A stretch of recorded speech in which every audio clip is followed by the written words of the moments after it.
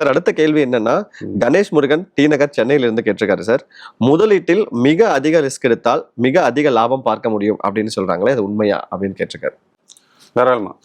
எங்க ரிஸ்க் அதிகமா இருக்கோ பெனிஃபிட் ஆல்சோ சேம்.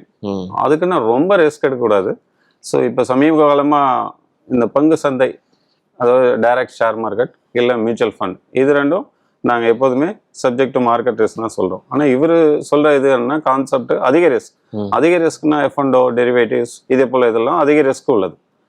அது செபியே என்ன சொல்லியிருக்காங்கன்னா, ஒரு 6 மாதம் முன்னாடி சொல்லியிருக்காங்க, யார் எஃப்என்டோ பண்ணுறாங்களோ 90% end up with loss.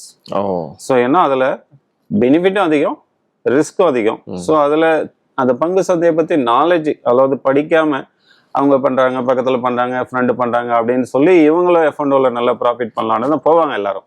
But final end up with எல்லாருமே லாஸ் ஆகும்னு சொல்ல முடியாது. 90% பீப்புள் லாஸில் தான் வராங்க. அதனால் ரிஸ்க் எடுத்தால் பெனிஃபிட் இருக்குது, பட் போல் நெகட்டிவ் சைடும் பார்க்கணும். ஸோ ஏன்னா நம்ம ஹார்ட் அண்ட் மணியை கொண்டு போய் லாஸ் பண்ணுறோன்னா ஆர்வமாக இருக்கும் உள்ளே போனோன்னு, ஆனால் ஃபைனலாக உள்ளே போனால் தான் ப்ராக்டிக்கலாக அதனுடைய லாஸ் ஆகும் அப்படின்னு தெரியும். அதனால பெட்டர் ரிஸ்க் உள்ள ஃபண்டில் இல்லை, அதே போல் எஃப்என்டோ போல் ரிஸ்கான டிசிஷன் எடுக்காமல் ஃபண்டு இன்வெஸ்ட்மெண்ட்டில் டைவர்சிஃபைடு. ஸோ லார்ஜ் கேப்பில் கொஞ்சம், ஸ்மால் கேப்பில் கொஞ்சம், மிட் கேப்பில் கொஞ்சம், இந்த diversified funds, multi cap, flexi gap, அதே போல் ஃபண்டில் டைவர்சிஃபை பண்ணி போட்டு நிதானமாக ரிட்டர்ன் வந்தால் போகிறோம் அப்படின்னா அந்த ஃபண்டு லாங் டயத்தில் நல்ல ரிட்டர்னு கொடுக்கும்.